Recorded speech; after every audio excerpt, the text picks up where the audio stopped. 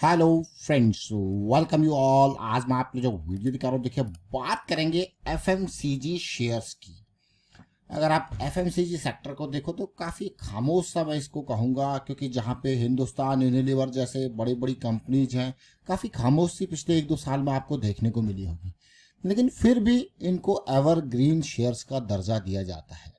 मतलब मार्केट में अगर अनसर्टेनिटी हो, गिरावट हो, जैसे अभी इलेक्शन के रिजल्ट आएंगे और वहाँ पे थोड़ा अनसर्टेनिटी वोलेटिलिटी देखने को मिलती है, और इस तरीके से जब भी मार्केट में ऐसी सिचुएशंस हो तो पैसा जो है जहाँ पे ऑलरेडी राइज हो चुका है उन सबसे उठ के एवरग्रीन शेयर्स की तरफ आता है, क्योंकि कंजम्पशन अगर देखा जाए, फास्ट मूविंग कंज्यूमर गुड्स, यहाँ पे जो कंजम्पशन है, जो बिक्री है, वो चलती रहती है। थोड़ा बहुत कम जरूर हो जाती है, लेकिन गायब नहीं होती है। वो सेल्स गायब नहीं होती है, हल्का फुल्का डाउन होता है, बड़े डाउन के केस में भी।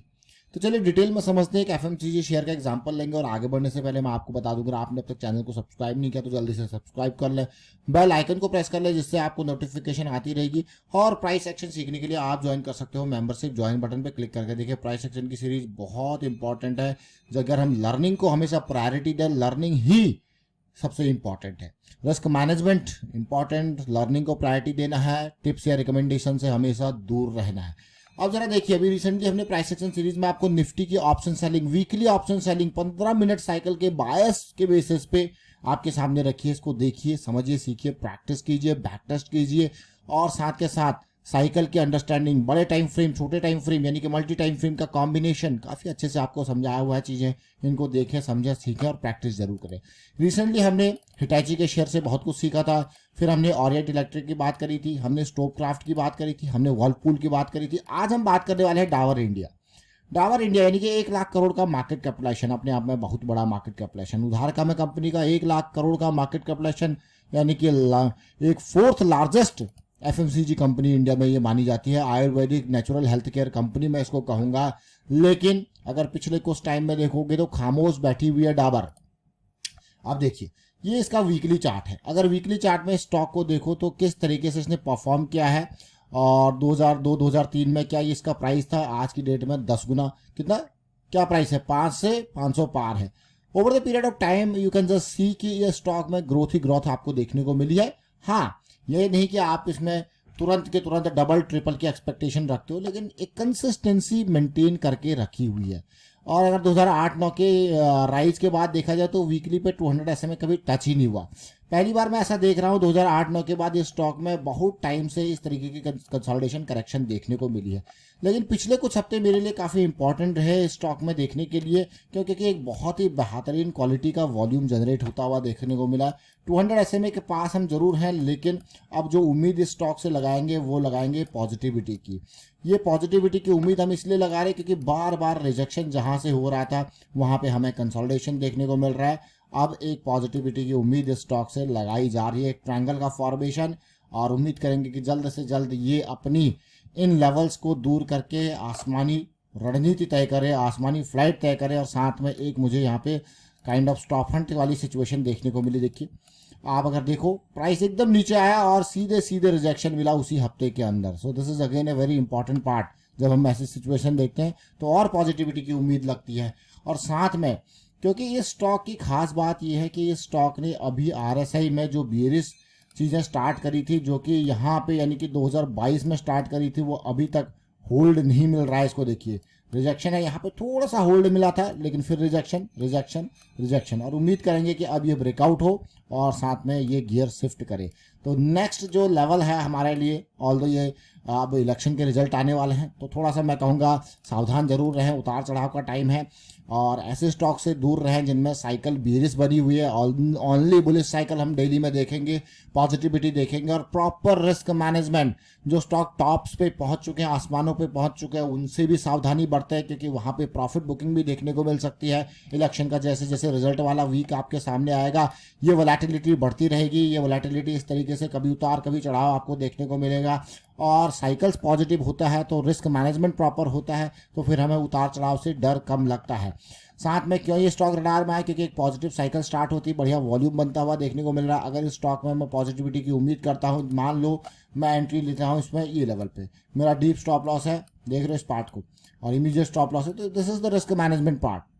तो ये छोटी छोटी चीज़ें ज़रूर है लेकिन बहुत इंपॉर्टेंट चीज़ें हैं, इसीलिए रिस्क मैनेजमेंट को ज़रूर समझें, क्योंकि रिस्क मैनेजमेंट हमेशा आपकी कैपिटल को बचाएगा। हम हमेशा देखिए, जैसे कोई बड़े स्टॉक है, अब डाबर जैसे स्टॉक से आप वन गो में कितना एक्सपेक्टेशन करोगे, कितना मूव करेगा। जब भी रैली आई इससे यही एक्सपेक्टेशन होती है एटलीस्ट 20 और 30 से ऊपर का, तो फिर जो बोनस है मैं कहूँगा 30 से ऊपर के आप कभी उम्मीद ना रखें, क्योंकि इतना बड़ा शेयर है, इससे 20% 25% का ये मूव देखिए, ये कितना है 20% का।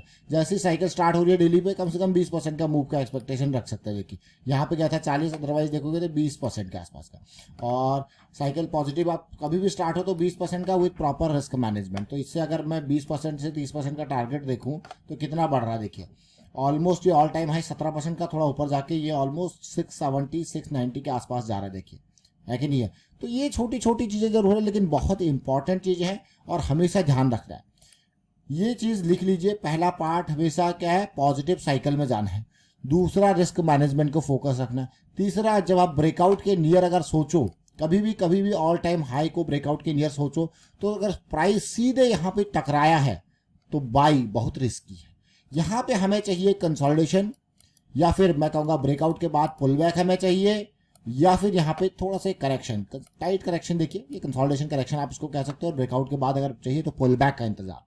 So this is really important, क्योंकि कई बार क्या होता है यहाँ से स्टॉक सीधे इन लेवल्स पे जाता है और यहाँ पे जो पहले से तैयार बैठे होते हैं, घात लगा के तैयार बैठे होते हैं प्रॉफिट बुक करने के लिए, ये बहुत एक स्मार्ट मनी का इंपॉर्टेंट एरिया ऑफ इंटरेस्ट में इसको कहता हूँ, एरिया ऑफ इंटरेस्ट। यहाँ पे बहुत सारे लोगों के इंटरेस्ट बैठे होते हैं, तो इसलिए वो अपॉर्चुनिटी की तलाश कर रहे होते हैं कब यहाँ पे आए, कब लोग जो है साइकोलॉजी, यानी कि एक इम्पॉर्टेंट जोन है जहाँ पे खरीदने वाले जो बेचने वाले हैं वो पहले से बैठे हैं और खरीदने वाले फिर अपने आप को ट्रैप महसूस करते हैं। इसलिए यहाँ पे हमारे लिए इंपॉर्टेंट लेवल पे कंसोलिडेशन, करेक्शन या पुल बैक बहुत इंपॉर्टेंट हो जाता है। तो आज हमने देखा डाबर के शेयर को, रिसेंट वीडियोज में हमने ओरिएंट इलेक्ट्रिक, स्टोवक्राफ्ट और हमने वर्लपूल इंडिया को समझने की कोशिश करी। जॉनसन कंट्रोल का तो आपने रैली ऑलरेडी इंजॉय किया होगा, उम्मीद करता हूँ। ये सारी चीज़ें आप देखते रहे, वीकेंड पे प्रैक्टिस जरूर करें, और प्राइस एक्शन के सीरीज को जब आप देखोगे, समझोगे, सीखोगे, प्रैक्टिस करोगे, जैसे 2 पॉइंट सिस्टम है, big correction on monthly time frame है, M60 मशीन गन करेक्शन है, ये जो चीज़ें हैं बहुत ही छोटी छोटी चीज़ें हैं, लेकिन इनका जो मैं कहूँगा वैल्यू आपको तब पता लगेगा जब आप प्रैक्टिस करके चीज़ों को समझोगे, एनालाइज कर पाओगे और उन चीज़ों का फायदा ले पाओगे रियल टाइम एग्जीक्यूशन में। इसीलिए लर्निंग इंपॉर्टेंट है, प्राइस एक्शन समझना इंपॉर्टेंट है, और टिप्स या रिकमेंडेशन से हमेशा दूर रहें, क्योंकि वहाँ पे फिर आप जो है ब्लेम गेमिंग के ऊपर जाते हो। सीधे सीधे टिप्स या रिकमेंडेशन का सीधे सीधे जो मैं कहूँगा रिजल्ट रहता है वो ब्लेमिंग रहता है। आप कभी भी अपने आप में सुधार करने की कोशिश कभी नहीं करोगे, लर्निंग के ऊपर कभी नहीं जाओगे, क्योंकि आप टिप्स या रिकमेंडेशन के साथ जा रहे हो। इसलिए लर्निंग को प्रायोरिटी देनी है, टिप्स या रिकमेंडेशन से दूर रहना है, रिस्क मैनेजमेंट के ऊपर फोकस करना है। Thank you for watching the video.